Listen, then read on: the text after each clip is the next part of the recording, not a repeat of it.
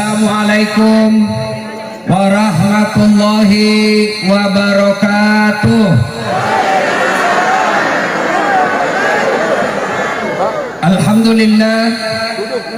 Alhamdulillahi rabbil alamin. Wa bihi nasta'inu ala umurid dunya waddin. Ashhadu an la ilaha illallah wa ashhadu anna Muhammadan abduhu wa rasuluh. Allahumma salli ala sayyidina Muhammad wa ala alihi wa sahbihi ajma'in. Amma ba'd. Faqad qala Allah subhanahu wa ta'ala fi kitabil karim. Bismillahirrahmanirrahim. Ya ayyuhalladzina amanu udkhulu fis silmi kaffatan wa la tattabi'u khutuwatis syaitan innahu lakum adu mubin. Wahai orang-orang yang beriman, bertakwalah kalian kepada Allah dengan sebenar-benarnya takwa, dan janganlah kalian mati kecuali dalam keadaan beragama Islam. Ayat ini Jumat kita dengar ketika khutbah Jumat. Apabila ada pengumuman di kantor bupati, harus diulang-ulang pengumuman tersebut, berarti pengumuman itu sangat penting. Kalau ada ayat yang harus diulang dan diperdengarkan setiap Jumat, berarti ayat ini sangat penting. Dan rasa-rasanya ayat ini susah diterima akal. Jangan kamu mati, berarti mati kau yang ngatur. Weh, jangan kau mati ya, berarti mati mau-maumu. Padahal mati, mau atau tidak, tiba saatnya pasti mati. Orang kaya, orang miskin, raja-raja, rakyat biasa, janda, semua mati.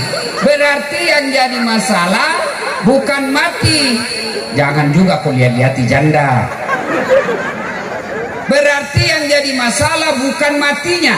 Yang jadi masalah bagaimana keadaanmu mati. Illa wa antum muslimun, kecuali matimu dalam keadaan beragama Islam. Berarti ayat ini Allah ingin menginformasikan, wahai masyarakat di Kabupaten Bima, hati-hati kalian. Agamamu Islam, ngakumu Islam, KTP-mu Islam, tapi belum tentu kau bisa mati dalam keadaan beragama Islam. Adakah orang Islam yang matinya tidak Islam? Banyak. Insya Allah kita tidak akan mati dalam keadaan mencuri.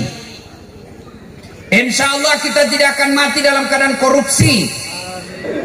Tapi yang bisa membuat kita mati kafir, hubbi aklil haram, baru saja dia makan barang haram.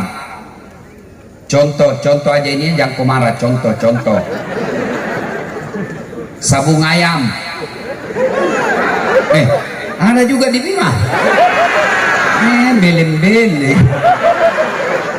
Sabung ayam sembunyi didapat sama polisi. Ini judi ilegal. Dikejar sama polisi. Jangan lari. Masih lari juga. Kejar, tidak bisa dikejar. Kenapa? Polisi besar perutnya. Ada juga itu polisi besar perutnya toh. Tapi bukan polisi Indonesia, itu polisi film India. Polisi Indonesia gak. Coba lihat Pak Kapolres. Dikejar, masih lari. Terpaksa polisi tembak peringatan ke langit. Tembak satu kali, masih lari. Tembak lagi 2 kali ke langit, masih lari. Tembak 3 kali, terpaksa ditembak kakinya. Tembak kakinya, kakinya ditembak, kepalanya dia kena. Saya tanya teman ke polisi, bagaimana caranya itu kepala kakinya kau tembak, kenapa kepalanya dia kena? Nah, jauhnya jaraknya itu. Nah, bilang soalnya waktu ditembak dia jongkok. Ini polisi film India, bukan polisi Indonesia. Cowok, jangan kau musuh polisi. Kau kira enak hidupmu kalau tidak ada polisi? Dek, hilang motormu, siapa kau cari? Siapa? Satpol PP. Udah ketemu. Ayo, bapak-bapak, rumah dirampok, anak diperkosa, istri dibunuh, harta dijarah. Bapak cari siapa? Siapa? Pak Imam. Enggak kau dapat. Siapa kau cari? Polisi. Makanya jangan musuhi polisi. Dan kita bisa tablik akbar malam ini karena diizinkan polisi. Kalau polisi tidak izinkan kamu, tidak jalan acara. Tiba-tiba polisi bilang tidak boleh kumpul. Wabillahi taufiq wal hidayah. Makanya jangan musuhi polisi. Polisi juga jangan musuhi ulama. Karena kalau kau mati siapa bungkus kau? Iya toh? Maka yang baik polisi jaga ulama, ulama doakan polisi, bersinergi membangun Duma. Ya. Tapi ada polisi nakal, Ustaz. Kau melanggar. Kau tidak lihat di rambu-rambu. Saya lihat, Pak. Kenapa kau langgar? Saya tidak lihat Bapak. Kenapa kau tidak lihat saya? Bapak sembunyi di tikungan. Pak, kata polisi, saya tilang kamu. Kenapa Bapak tilang saya? Kau pembohong. Maksudnya pembohong apa, Pak? Itu motormu Honda, jaketmu Yamaha. Itu kalau polisi sudah marah sama kau, dia carikan kau pasal. Makanya jangan musuh polisi. Iya toh? Ya. Itu tadi polisi film India. Wa qala idzan bismillahirrahmanirrahim ya ayyuhalladzina amanu dukhulu fis-silmi kaffatan wa la tattabi'u khutuwatis syaitan innahu lakum adu mubin. Wahai orang-orang yang beriman, masuklah engkau ke dalam Islam secara sempurna. Jangan Islam pencitraan, jangan Islam pilcaleg, jangan Islam pilkada. Coba seandainya mau pilcaleg ini, banyaknya caleg datang, biar tidak diundang naik semua di panggung. Itu kalau mau dicoblos, sekali sudah dicoblos tidak ada yang hadir. Ada begitu di Bima? Ada. Kau salah, kenapa kau pilih? Makanya jangan kau pilih yang pembohong. Oh, kalau mau dipilih dia pasang balihonya, kepalanya dibawa, siap jungkir balik untuk rakyat. Pret. Jangan Islam seperti itu. Islam pencitraan namanya. Dan janganlah engkau ikuti langkah-langkah setan, karena sesungguhnya setan itu musuh yang nyata bagi kalian. Musuh kalian bukan polisi, musuh kalian bukan tentara, musuh kalian bukan pejabat, musuh kalian bukan ulama, musuh kalian adalah setan, di mana setan itu musuh yang nyata bagi kalian, kata Allah. Dan ternyata malam ini banyak juga setan berkeliaran. Setannya bukan pocong, bukan uka-uka, tapi apa setan yang ada di tengah-tengah kita bentuknya handphone. Orang sudah ceramah masih sibuk. Setan itu mengalihkan perhatian. Apa kau rekam? Gambarmu kabur, suara tidak jelas. Maka lebih baik simpan HP-mu, konsentrasi dengar ceramah. Selama kau pegang HP-mu pasti tidak konsentrasi. Simpan dulu HP. Yang pegang HP itu temannya setan. Kalau sudah dikasih tahu juga, belum juga dimatikan HP-nya, bukan lagi temannya setan, dia sudah nenek moyangnya setan. Woi, simpan dulu HP-mu. Jaga kok. Jangan dulu ada siaran langsung, jangan dulu siaran langsung. Apalagi kau syuting Pak Kapolres, kasihan dia. Simpan HP, oke? Bismillah. Tidak ada yang rekam. Bisa? Bisa? Ayo. Saya tahu orang Bima itu sangat taat sama gurunya, saat dengar ulamanya. Ayo simpan HP-nya. Saya mau rekam Ustaz. Itu ada teman saya yang rekam. Gambarnya nanti bagus, terang, suaranya jernih. Saya mau nonton Ustaz. Gampang, buka nanti di YouTube. Dasat Latif, tulis Bima, sudah muncul. Gambarnya jelas. Jangan ada yang share langsung, nanti ada keseleo mulut saya viral lagi. Simpan ya. Ibu-ibu yang tetap pegang HP selama saya ceramah, saya doakan suaminya kawin lagi. Amin. Bapak-bapak senangnya. Simpan dulu, tolong simpan dulu ya. Oke. Apalagi setan yang ada di tengah-tengah kita yang pacaran. Pergi pengacara malam minggu pacaran, katanya pacaran syar'i, pret. Padahal pacaran syar'i cilakan. Jangan duduk sama cowokmu. Duduk baku pegang-pegang tablik akbar. Siapa ajar kok? Simpan dulu deh HP, simpan. Jangan ada rekam, minta tolong. Jangan ada yang merekam dulu, bisa ya? Bisa? Nanti terakhir baru caranya, Ustadz saya mau dengar ceramahnya Pak Ustadz. Ada caranya, paling gampang, nanti terakhir. Ya, bisa? Bisa? Oke. Wa qala idzan bismillahirrahmanirrahim. Innallaha wa malaikatahu yusalluna 'alan nabi. Ya ayyuhalladzina amanu sallu 'alaihi wa sallimu taslima. Sesungguhnya Allah dan para malaikatnya bersalawat kepada Rasulullah Muhammad sallallahu alaihi wasallam, maka wahai orang-orang yang beriman, bersalawatlah kalian kepada Rasulullah dengan sebaik-baik salawat. Suatu kali Nabi lagi duduk-duduk dengan malaikat Jibril. Tiba-tiba Nabi melihat ada malaikat 1 juta jari-jarinya. Bayangkan adik-adik, 1 juta jari-jari. Adik-adik berapa jari-jarimu?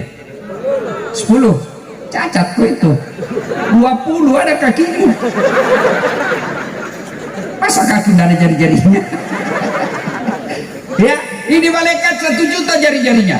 Nabi kagum, lalu bertanya kepada Jibril, wahai Jibril, malaikat apa itu? Banyak betul jari-jarinya. Jibril menjawab, itu malaikat pencatat air ketika hujan. Ada yang bisa catat air ketika hujan? Ada? Pak Satpol bisa catat air hujan? Tidak bisa. Kenapa tidak bisa? Banyak, bareng-bareng jatuhnya dan laju, tidak bisa dicatat. Lalu Nabi bertanya kepada malaikat, wahai malaikat, betul kau mampu mencatat air ketika hujan? Ya, kucatat yang jatuh di laut, kucatat yang jatuh di gunung, kucatat yang jatuh di darat, tak setetes pun yang tidak kucatat. Makanya Allah kasih saya begitu banyak jari. Lalu malaikat ini berkata, ya Muhammad, ada satu yang tidak bisa kucatat. Kenapa? Lebih banyak dari jumlahnya air hujan. Kenapa? Apa gerangan? Ketika umatmu berkumpul di lapangan, berkumpul di masjid, berkumpul di satu tempat, lalu mereka berselawat bareng-bareng, saya tidak bisa mencatat betapa banyak pahala yang Allah turunkan di tempat itu.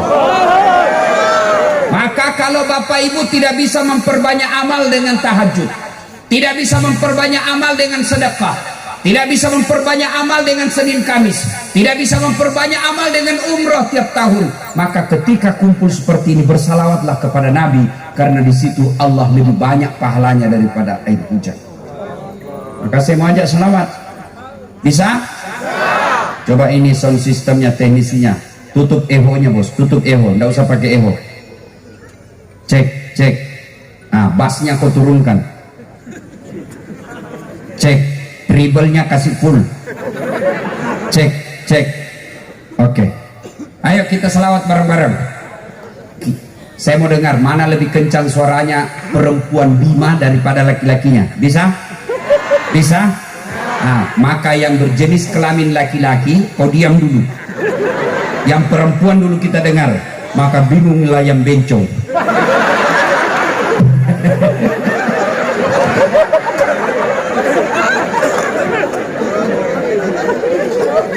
Lagi-lagi diam, dengar dulu ibu-ibu. Yuk. Nah, dipimpin oleh Ibu Bupati. Ayo dengar, ayo mari sama-sama yang ibu-ibu. Salatullah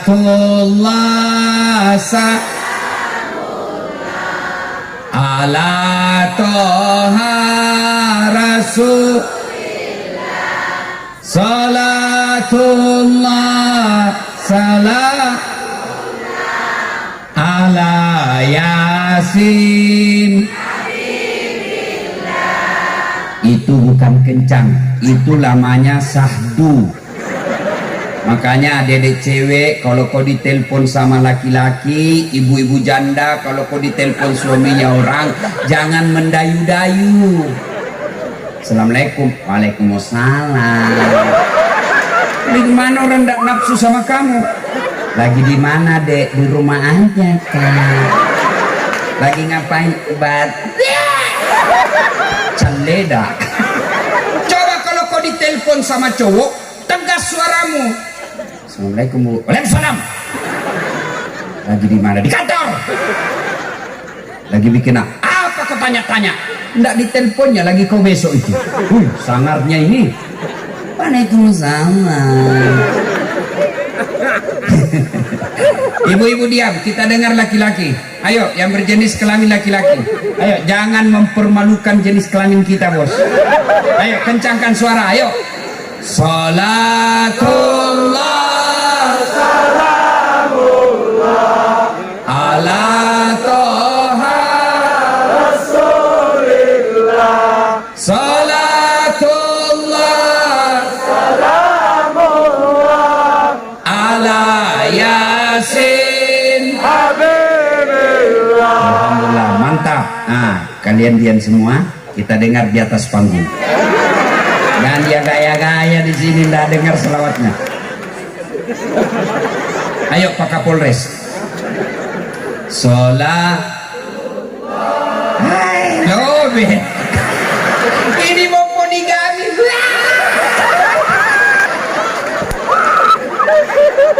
Ayo bareng-bareng semua, ayo. Cewek, cowok, bencong.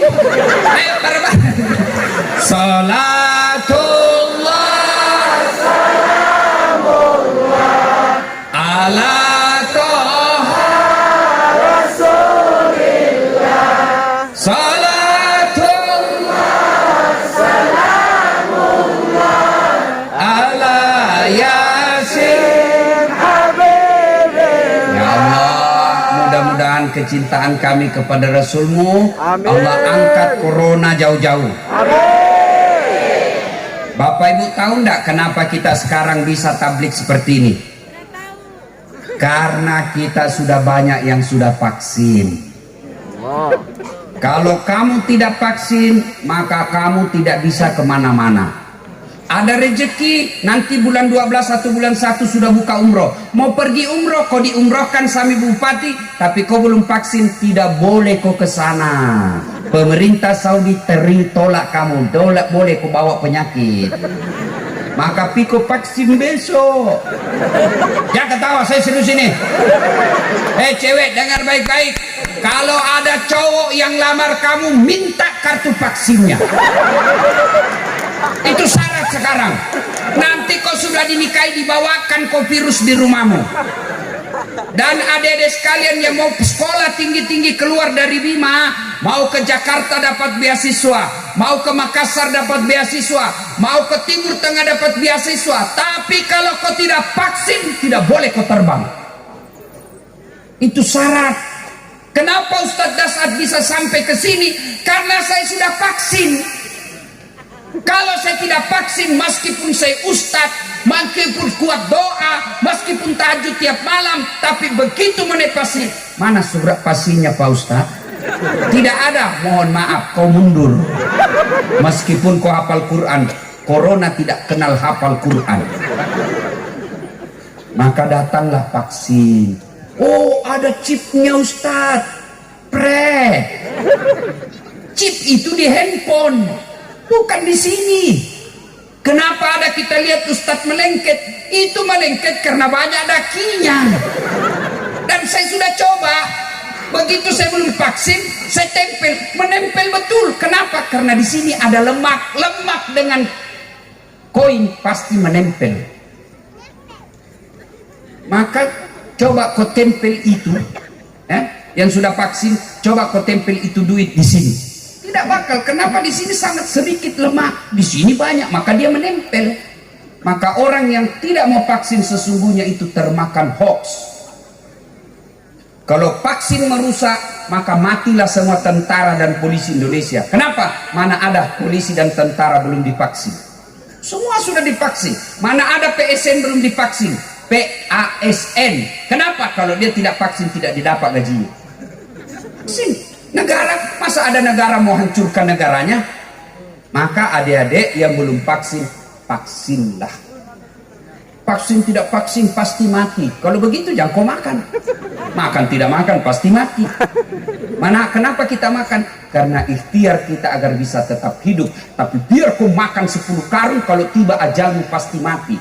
Biar kau vaksin 10 kali, tiba ajalmu pasti mati. Lalu kenapa kita vaksin? Upaya kita agar kita tidak kena corona. Jelas?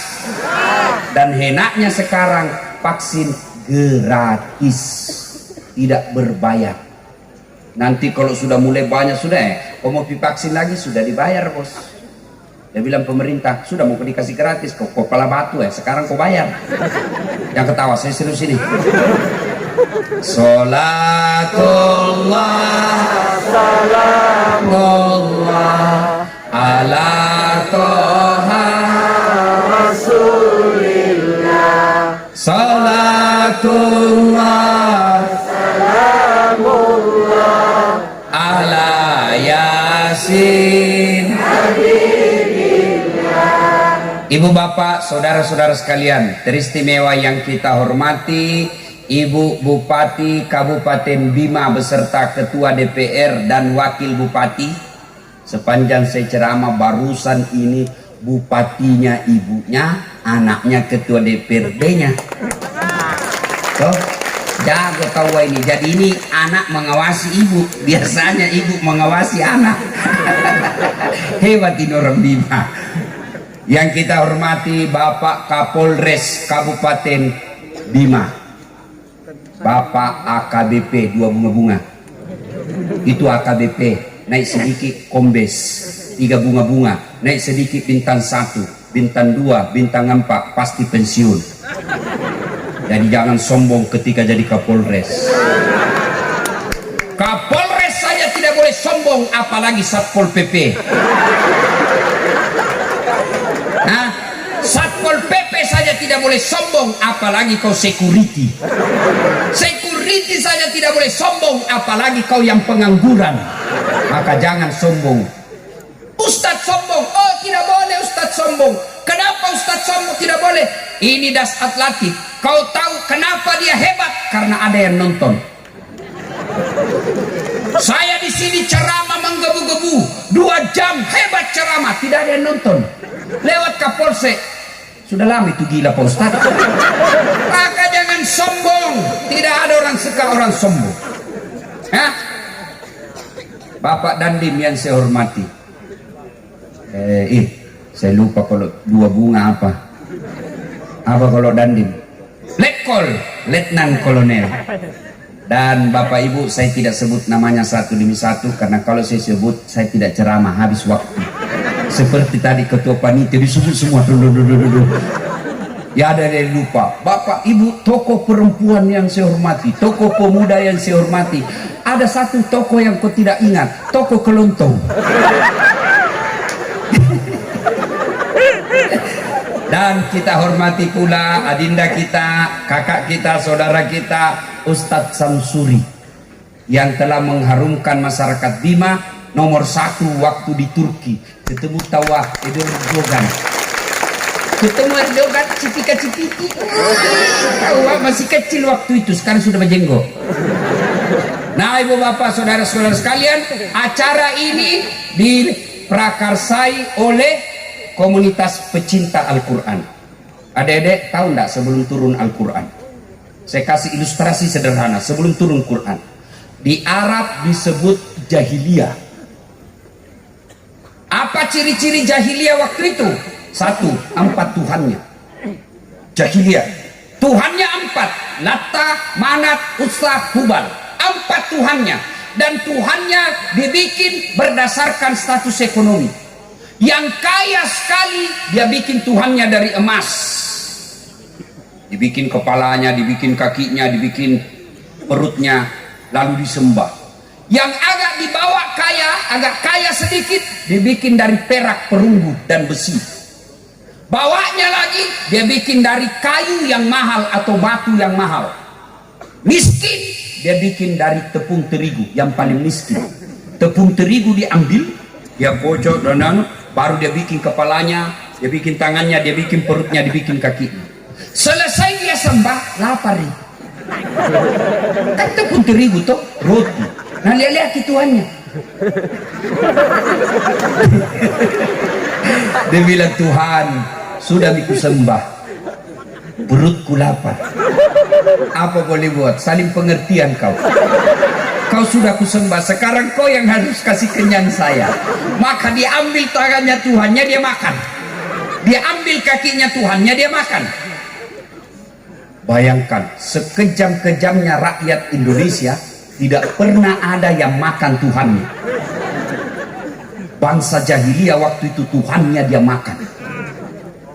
Tapi sekejam-kejam, sebodoh-bodohnya orang jahiliyah waktu itu, tidak ada yang pernah berdoa, ya Allah masukkan saya neraka. Di Indonesia ada yang mengaku artis minta didoakan masuk neraka. Lebih jahil daripada jahiliyah. Kita hadir Islam memperbaiki akhlak yang dungu itu. Apalagi jahiliyah waktu itu, jahiliyah perempuan tidak ada nilainya. Perempuan dilahirkan hanya untuk melahirkan. Bahkan perempuan waktu itu boleh dijadikan bahan judi. Misalnya kau suka istriku, nah, kau bisa boleh kita judi. Kalau saya kalah kau, saya pakai istrimu 2 hari. Boleh waktu itu. Perempuan waktu itu kalau dia lahir dan perempuan, maka bapaknya langsung ambil anaknya masih merah, dikubur hidup-hidup. Dan salah satu sahabat Nabi yang pernah lakukan, dialah Umar bin Khattab. Dia kubur hidup-hidup karena dianggap aib. Dulu orang menyembah berhala, sekarang tidak lagi menyembah berhala. Saya yakin tidak ada lagi sekarang yang sembah-sembah patung di Bima. Tapi saya curiga bukan patung dia sembah, tapi bupatinya dia sembah, Kapolresnya dia sembah. Pejabat-pejabat ini biasa di kantor ibu bupati. Ibu. Ada kepala dinas di sini? Ada? Itu yang suka cari-cari muka itu.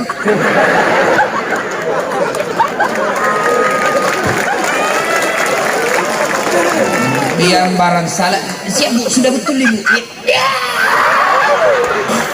Tak laku nih zaman begitu sekarang. Kalau mau kau jadi kepala dinas, tunjukkan kualitas otakmu. Jangan kepala dinas karena tim sukses. Akhirnya apa? Jadi kepala dinas. Ada begitu di sini. Ya, mudah-mudahan dapat hidayah dia. Ya. Ada di sini anggota polisi. Yang mau kau cari muka sama Kapolres. Kapolres ada mutasinya. Lebih kau jadi polisi yang baik, biar atur Allah yang atur hidup. Adik-adik, kecil buat dunia, kecil buat Allah. Jangan sembah manusia. Jangan cari muka sama manusia. Manusia ada kuasanya terbatas, tapi Allah tak terbatas kuasanya. Kau cari muka sama bupati 10 tahun saja masanya. Sudah itu seperti kita rakyat biasa. Tapi Allah tidak pernah pensiun. Allah maha kuasa. Dan apa yang kau minta Allah bisa kasih kamu. Kamu minta sama manusia, apalagi kalau dia butuhkan juga, tidak mungkin dia kasih kok. Contoh, saya senang HP. Kau datang minta HP sama saya, Ustaz minta HP-mu. Tidak mau aja. Kenapa? Saya juga butuh. Allah, apa dibutuhkan Allah kepadamu? Tidak ada. Maka minta kepada Allah. Kecil jadi kepala dinas, kecil jadi anggota DPR. Tapi saya tidak terpilih Ustaz, ada di atasku. Tiba ajalnya meninggal, kau yang naik. Kecil buat Allah, kecil buat Allah. Jangan kau sembah manusia, sembahlah Allah. Ya, saudaraku yang mau jadi pegawai negeri, jangan kau sogok. Kau lebih baik jadi pedagang kaki lima daripada kau jadi pejabat tapi sogok. Kenapa Indonesia susah sekali bangkit? Padahal kurang apa Indonesia? Lautnya luas, gunungnya banyak, sumber daya alamnya bagus. Tapi kenapa kita masih banyak orang miskin daripada orang kaya? Karena kita kadang-kala milih pejabat mau disogok. Kamu larang pejabatmu korupsi, kamu jengkel kalau kepala dinas korupsi, kamu marah kalau anggota DPR korupsi, kamu marah kalau ada bupati korupsi. Bagaimana mereka tidak korupsi? Mau dipilih dan nyogok. Kampanye, datang kampanye, orang kau bilang apa? Wane piro. Kau ketawa karena kau begitu semua. Coba kalau setiap pilkada, pilkap, pilpres tidak ada sogok, maka lahirlah pemimpin-pemimpin orang-orang cerdasnya Indonesia. Dari Bima kuliah kedokteran ke Jakarta, dari Bima kuliah ke Fakultas Pertanian Unhas, dari Bima kuliah ke UNM Universitas Negeri Makassar. Dia pulang ke kampungnya menjadi ilmuwan, lalu dia masuk ke DPR punya ilmu, jadi dia anggota DPR yang paham pertanian. Jadi dia anggota DPR yang paham ilmu kelautan. Jadi dia anggota DPR yang tahu tentang peternakan. Kenapa? Karena memang orang cerdas masuk. Tapi karena biaya politik mahal. Yang cerdas tidak punya duit. Karena biasa rata-rata yang cerdas itu anak-anak orang kurang mampu. Yang anak-anak orang kaya itu biasanya malas belajar. Akhirnya ditanya, belem-belem. Akhirnya orang-orang cerdas dari Kabupaten Bina, banyak orang cerdas tidak bisa ikut pilcaleg. Kenapa? Tidak ada uangnya kampanye. Akhirnya yang masuk hanya orang-orang yang standar ilmunya di bawah. Makanya besok-besok kalau ada pilkada, jangan kau mau disogok. Kalau kau mau bantu perbaiki negaramu, jangan terima sogok ketika ada pilkada. Gimana caranya? Kau rekam yang datang sogok, lapor Kapolres, Kapolres tangkap dia mereka. Bisa? Itu Al-Quran hadir melarang kalian disogok. Maka pegawai negeri yang masuk pegawai karena sogok, selama kau makan gajimu, selama itu kau makan uang haram. Maka jangan heran anakmu dua, satu pengedar, satu pengisap. Yang cewek dibawa lari hamil. Itu budaya jahiliyah. Maka jangan cari muka sama manusia, sembahlah Allah. Nah, kemudian apalagi budaya-budaya jahiliyah waktu itu, mereka angku sombong. Itu Abu Lahab, Abu Jahal, Abu Sofyan, bangsawannya jahiliyah waktu itu, Arab-Arab waktu itu. Mereka tahu apa yang disampaikan Muhammad ini benar. Mereka sadar apa yang disampaikan Muhammad barang bagus. Tapi karena mereka katakan Muhammad anak baru kemarin, saya lebih berhak. Akhirnya mereka tolak.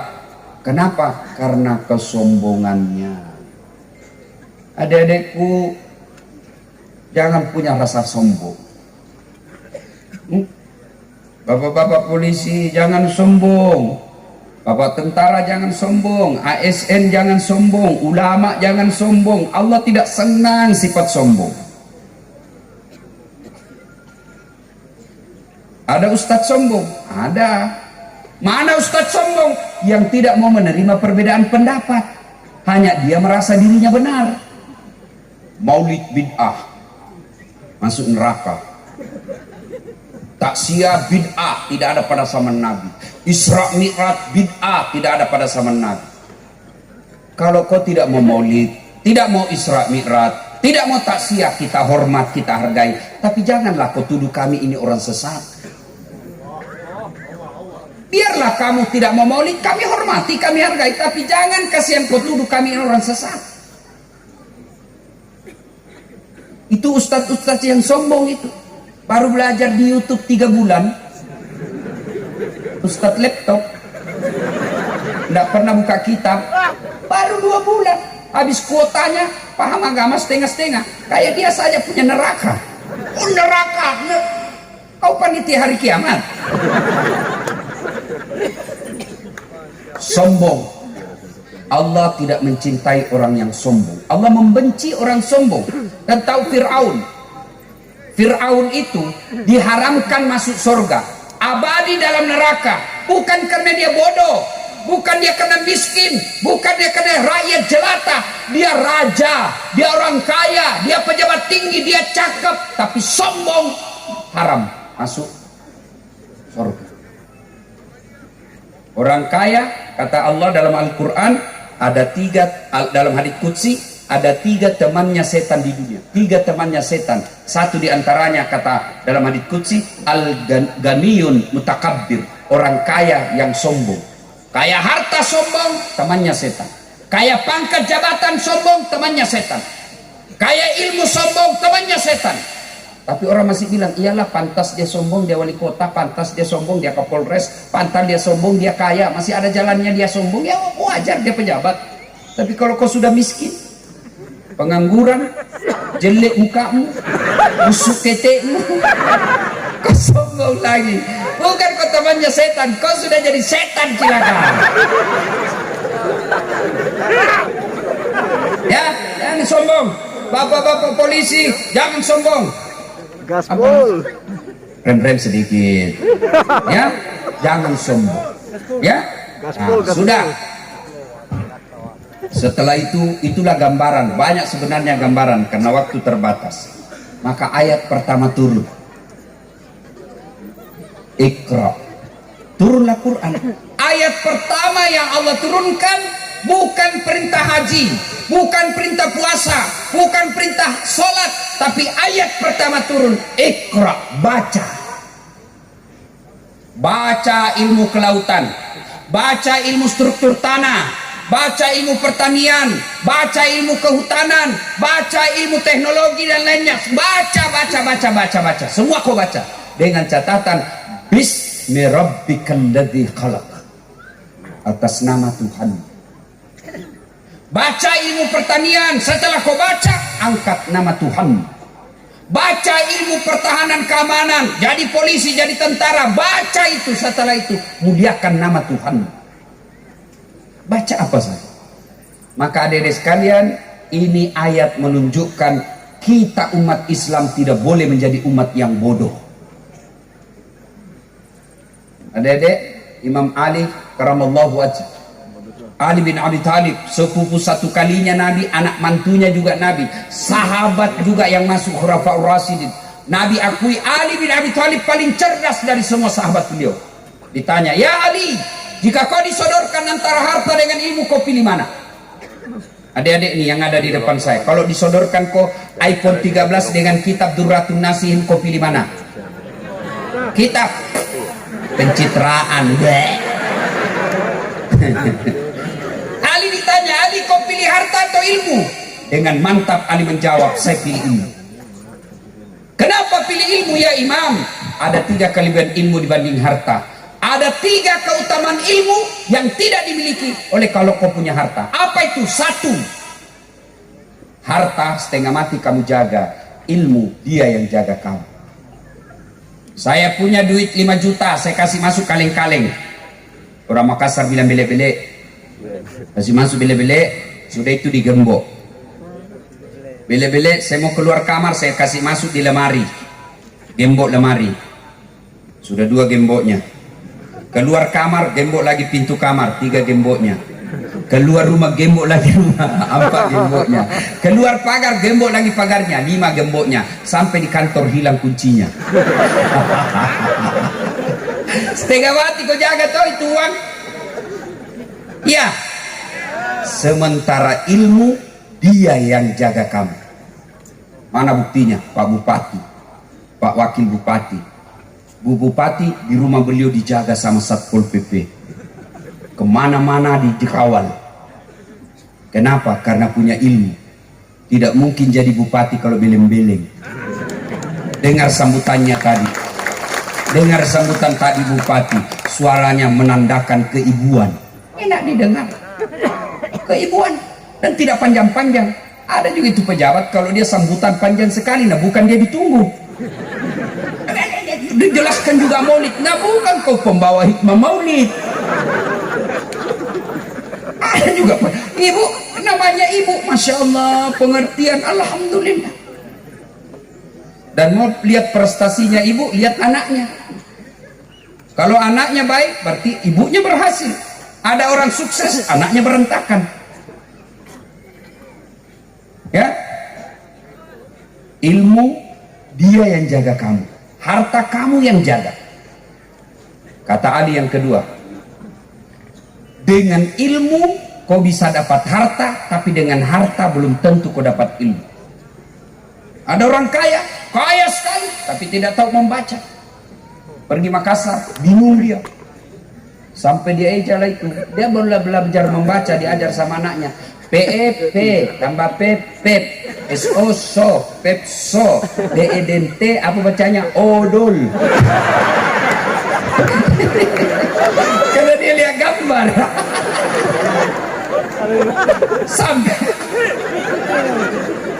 Sampai di Makassar dia dibelikan es krim. Tahu es krim, Dek? Itu es lembe-lembe. Kan itu es krim itu kan kayak ada asapnya tuh. Dia makan es, dia tiup.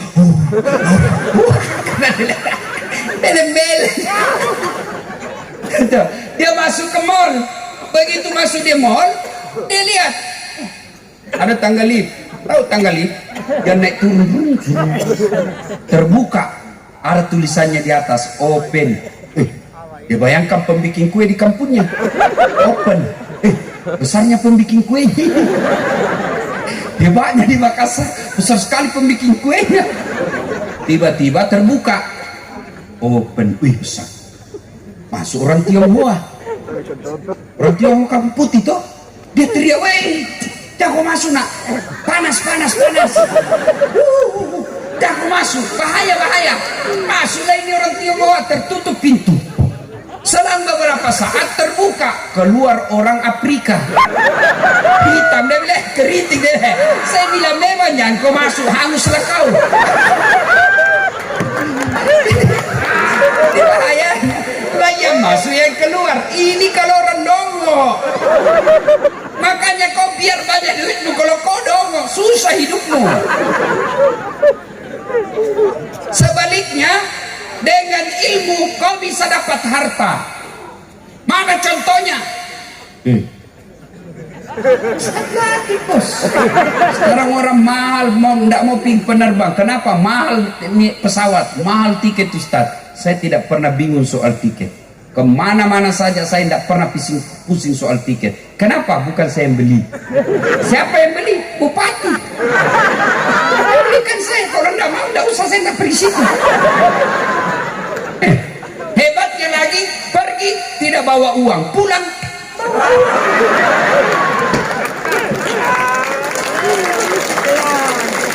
Gara-gara apa? Ilmu.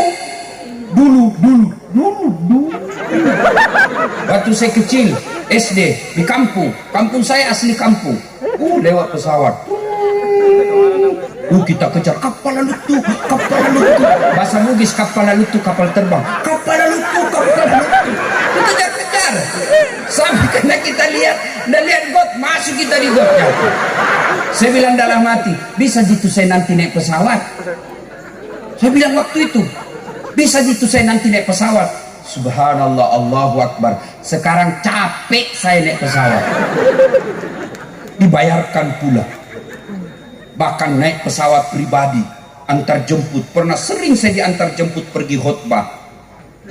Cuma berdua saya di atas pesawat. Gara-gara apa? Bukan karena saya gagah, tapi karena saya punya ilmu. Maka adik-adik belajar. Biar kau jelek, tapi kalau kau punya ilmu, kau akan jadi orang berwibawa. Saya ini ceper. Ibu Bupati tadi bilang kecil aja orangnya ini.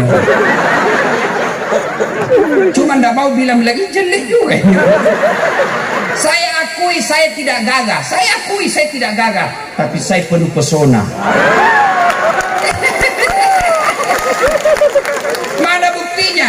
Kasih kumpul orang anak muda di samping saya yang cakep, gagah, harum, keren. Tapi mana ketemu ibu-ibu? Saya diminta foto, Ustaz. Penuh pesona. Cuma ibu kalau foto suka minta ulang-ulang, Ustaz, ulang. Kabur Ustaz, ulang. Dalam hatiku, mukamu yang kabur. Salatullah salamullah ala toha rasulillah. Salatullah salamullah ala yasin habibillah. Yarfa'illahu alladhina amanu minkum walladzina utul ilma darajat. Allah angkat derajatnya orang yang beriman dan berilmu pengetahuan. Mana buktinya? Coba lihat, orang-orang di atas ini orang punya ilmu. Kalian ya dibawalah kau udah bersila. Coba lihat tadi, saya datang terlambat. Terlambat, mestinya kalau tidak punya ilmu terlambat di belakang kok. Saya meskipun terlambat, cung. Di atas Pak Ustaz, di atas kursi, makan pisang, kacang seperti Pak Dandim. Kenapa? Karena punya ilmu. Maka jangan pernah kau tidak sekolah adik-adikku yang di Bima, karena kau bilang orang tuamu miskin. Demi Allah orang tuamu miskin, Tuhanmu maha kaya. Jangan kau pernah jauh kampungku, Ustaz, tidak bisa. Tidak ada yang jauh bagi orang yang punya cita-cita. Belajar kalian. Dan hebatnya orang-orang Bima, saya banyak mengajar anak-anak Bima. Saya dosen di Unhas. Hebatnya anak-anak Bima kalau pergi merantau, dia tinggal di masjid. Takbir. Dan cita-cita paling tinggi masyarakat Bima biasa selalu mau jadi guru. Maka kau belajar.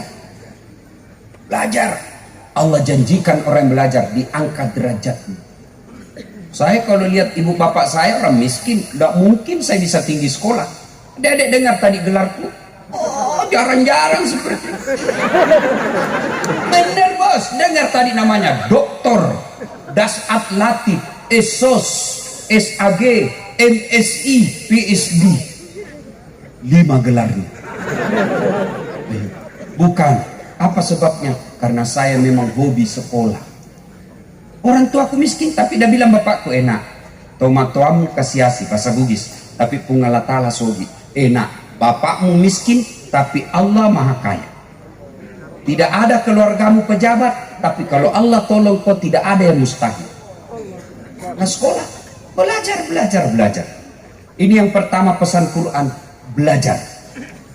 Yang kedua, adik-adik sekalian, kalau kau sudah belajar dengan baik, akhlak dimuliakan. Biar tinggi ilmu, biar tinggi jabatan, kalau kau tidak punya akhlak, tidak ada nilaimu di sisi Allah. Maka banyak saya lihat adik-adik tinggi bacaannya, hebat Qurannya, tapi ketika duduk berjamaah sama orang tua kadangkala dia tidak punya adab.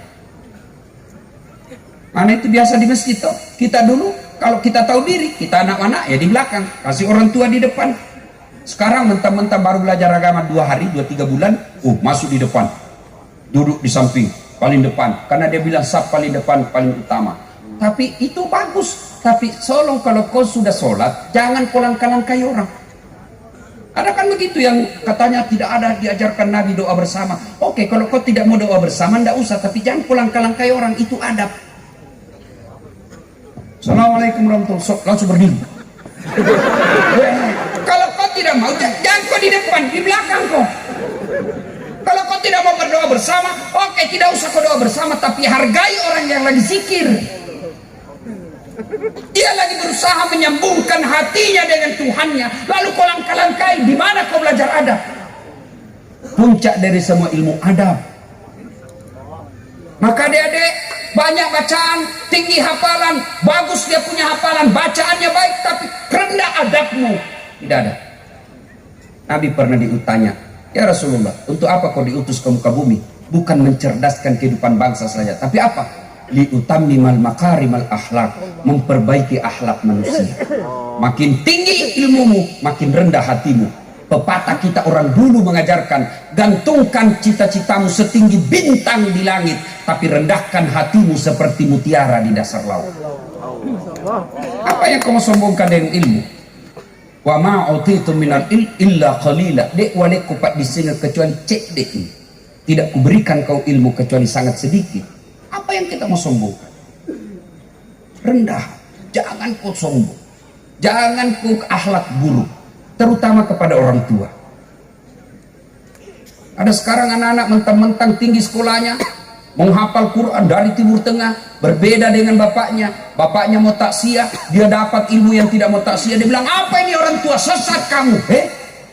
Kamu yang sesat, bos. Dari mana kau belajar agama, orang tuamu kau bilang sesat? Dijualkan kau sawah bapakmu. Bapakmu jadi nelayan bertahun-tahun supaya kau bisa ke Timur Tengah sekolah. Setelah kau pulang hanya berbeda manhaj, berbeda metode dakwamu sehingga kau kafirkan orang tuamu. Orang begini dicabut berkahnya ilmu. Adab, sopan santun, makin beradab makin baik. Adik-adik, kalau kau mau sukses, muliakan orang tuamu. Ada orang hormat betul sama kepala dinasnya, kurang ajar sama bapaknya. Dia cium tangannya pejabat, sama bapaknya tidak pernah cium tangan. Adab, muliakan tetangga, kita punya adab. Bagaimana adab bertetangga?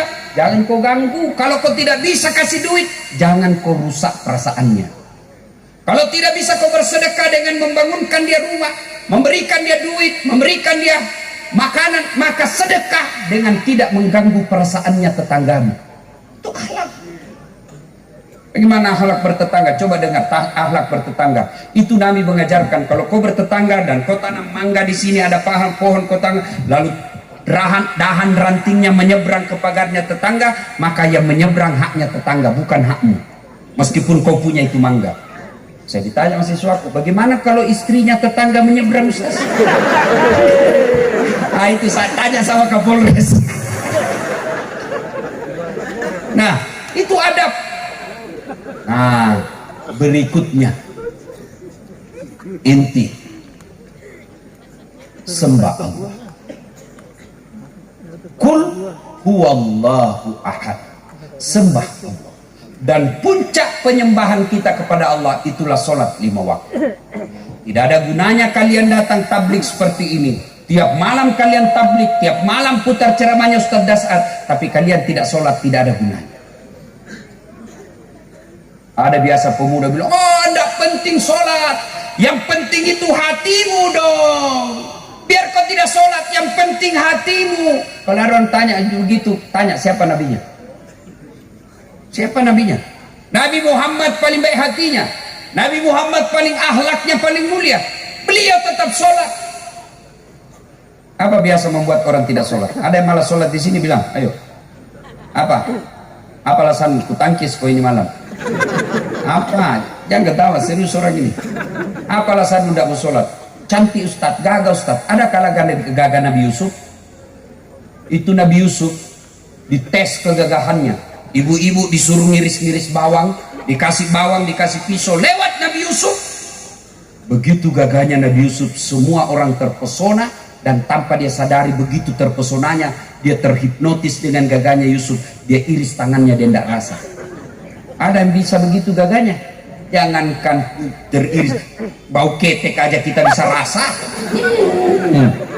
Iya, Nabi Yusuf gagah tetap beribadah kepada Allah. Saya sakit Ustaz. Adakah kalah sakitnya Nabi Ayub alaihissalam? Ayub alaihissalam seluruh tubuhnya dimakan ulat, tapi beliau tetap sujud beribadah kepada Allah. Kamu baru sakit gigi, sariawan. Kalau salat sariawan lah kau.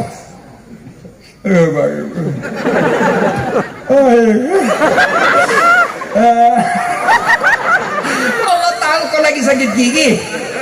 Ustaz, saya tidak bisa berdiri. Allah kasih keringanan, silakan kau duduk. Tapi kan saya lagi di tengah laut Ustaz, lagi tangkap ikan, saya tidak tahu di mana kiblat.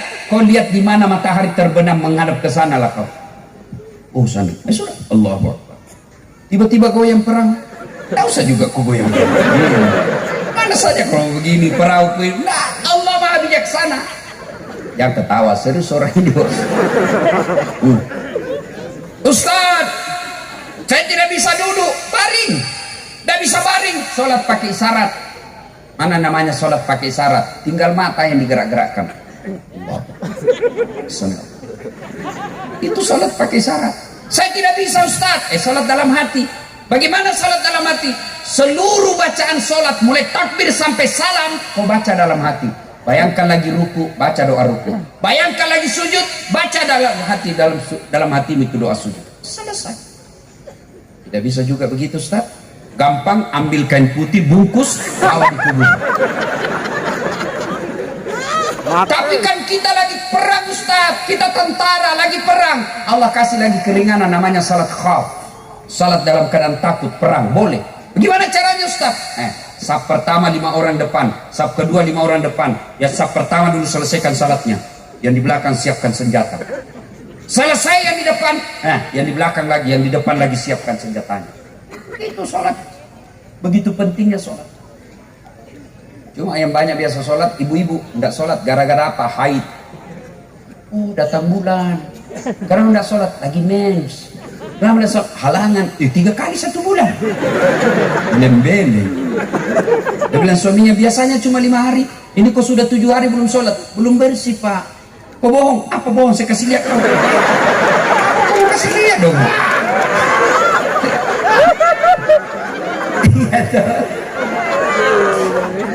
Apalagi biasa perempuan banyak yang sholat gara-gara make up, pesta pengantin. Mukanya coklat, biru, krem, abu-abu, kayak orang sudah tabrak tiang listrik. Ada lagi lebih-lebihnya sedikit di sini. Kenapa ada lagi lebihnya? Dia bilang seperti artis Korea. Artis Korea baru didomput tinggal lah. Iya tahu. Oh, jilbabnya jilbab sakaratil maut. Ibu tahu jilbab sakaratil maut? Ada tuh yang dikasih dulu, ada dikasih tali-tali, dia lipat, baru dia ikat di lehernya. 3 lapis coklat, biru, krem, gak kasih miring.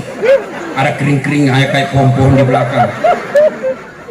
Bajunya sempit, dia ikat lehernya, roknya sempit. Jalanlah dia pergi pengantin. Beleng-beleng. Tiba sholat, dia bilang suaminya, "Pi kok sholat, Bu?" "Kau ndak sadar kau ini, Pak?" "Sadar, saya suruh kau pergi sholat. Saya sudah jualkan kau saw pergi haji, malah kau tidak sholat." "Sadar kok, Pak." Sadar, saya suruh kau sholat. Kau ndak lihat ini jilbabku 1 jam dipakai.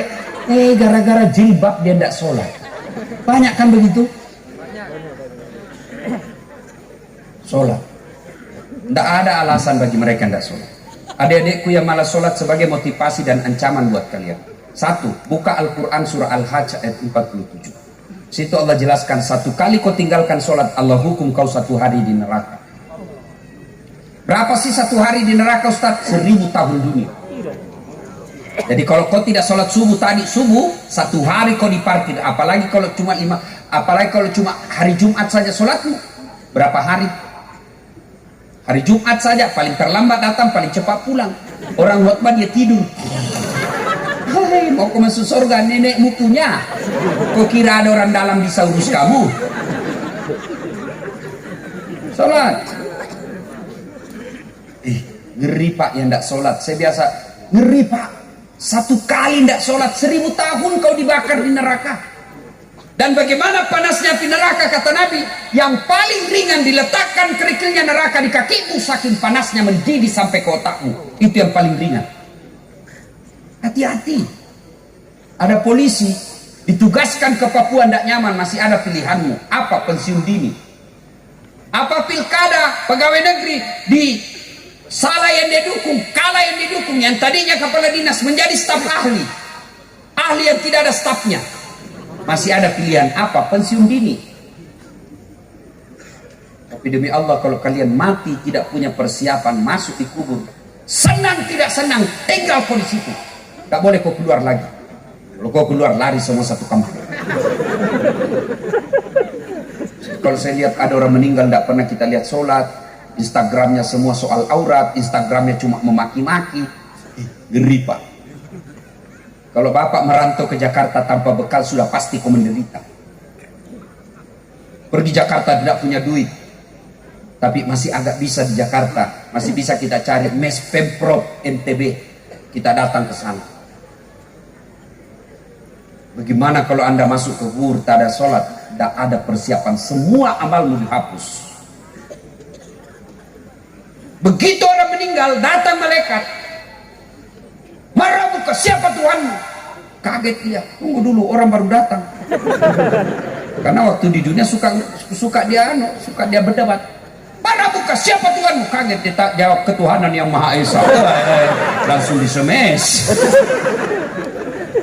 Salatullah salamullah ala toha rasulillah. Salatullah salamullah ala yasin habibillah. Saya sholat Ustaz, tapi rasa-rasanya kok hidupku tidak pernah lepas dari masalah. Koreksi sholatmu, barangkali kau sholat tapi sholatmu main-main. Allahu Akbar. Alaihim iyyaka na'budu wa iyyaka nasta'in.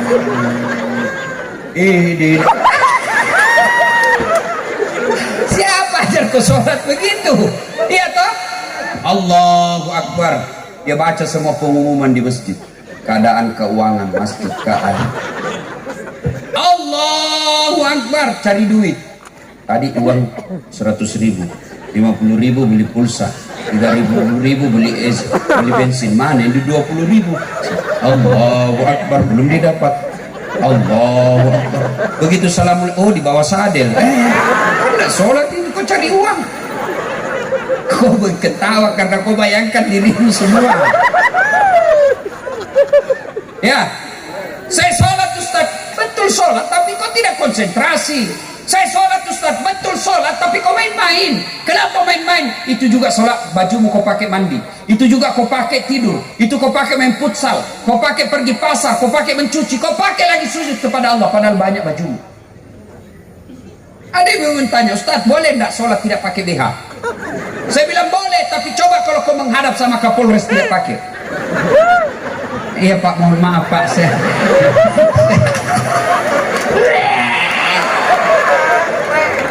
boleh tapi tidak beradab namanya. Ibu Bupati pasti jengkel, kurang ajar betul ini. Maka ayo, kalau Anda masih susah-susah hidup, koreksi sholatnya. Koreksi sholat. Itulah pentingnya berjamaah. Kalau kita berjamaah insya Allah lebih khusyuk. Kalau salah imam yang tanggung, salah imam, makmum yang tanggung, salah imam, salah makmum, sab dan jamaahnya dinilai Allah. Maka datang kau berjamaah. Alhamdulillah di masjid ini senit panjang lepak, di Bima ini ramai sholat jamaah, terutama kalau subuh. Alhamdulillah. Apalagi kalau subuh Pak, penuh masjid sampai di luar, tidak ada di dalam.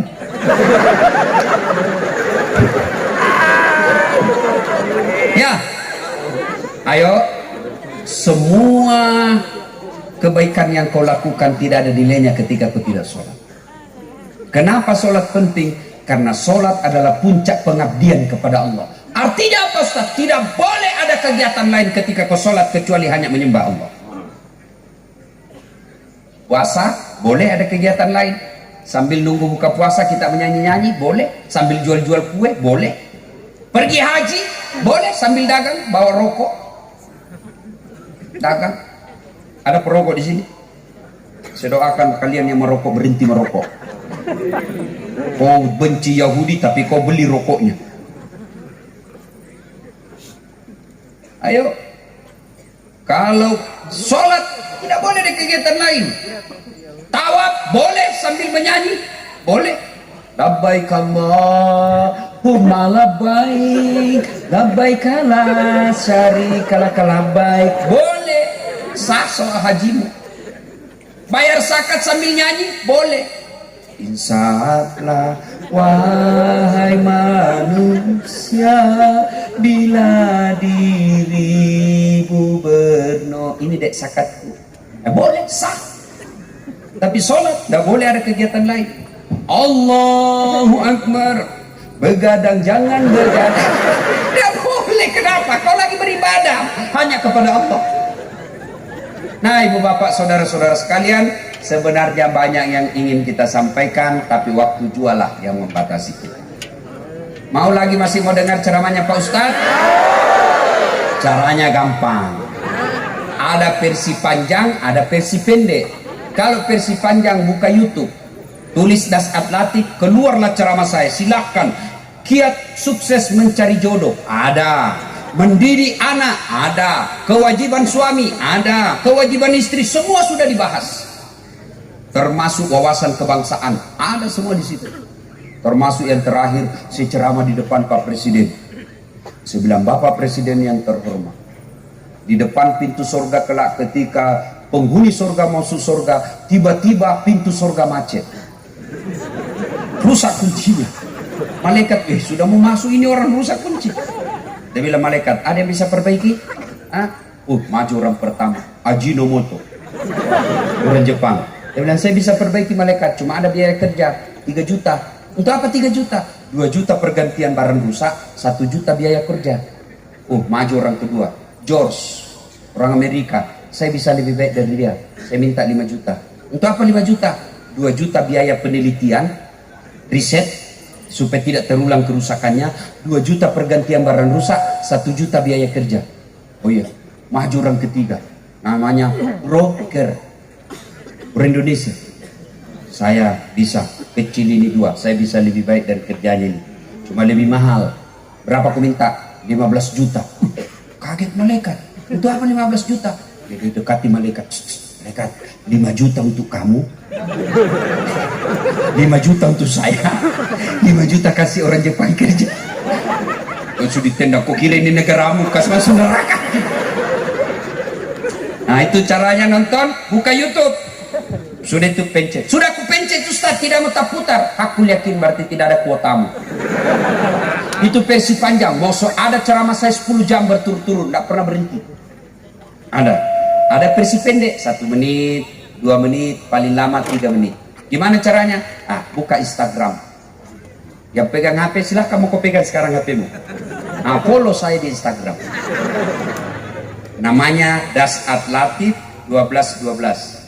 Das Atlatif 1212. Banyak itu Das Atlatif, pakai fotoku, pakai namaku, tapi bukan saya itu. Kalau saya yang centang biru, Das Atlatif. Ya, hari ini kalau saya tidak salah, saya bahas tentang ceramah saya 1 menit tentang doa. Tuh. Nah, ibu bapak saudara-saudara sekalian, inilah tausiah kita. Terima kasih kepada panitia, meskipun sampai di sini perjalanan yang sangat melelahkan. Saya jam 5 pagi sudah tinggalkan rumah. Padahal sebelumnya kasihan, saya juga cuma 8 jam di rumah. Jam 5 sudah pergi, sampai di sini setengah 5. 1 hari perjalanan, jauhnya ini kampung. Jauh kalau dari Sulawesi, dekat kalau dari Lombok. Jauh itu tergantung dari mana kau start. Nah, besok pulang pagi-pagi, pergi lagi transit ke Lombok, transit ke Surabaya. Jam 6 baru sampai Makassar. Tapi karena saya cinta kepada taklim dan masyarakat Bima, saya datang di sini. Alhamdulillah. Dan begitu saya terima surat, saya tahu orang Bima suka warna kuning. Maka saya pakai motif kuning. Ibu Bupati juga warna kuning. Mbak, ngerti maksudnya tuh? Demikian, lebih dan kurangnya mohon dimaafkan. Sebelum saya akhiri, saya mau berpantun.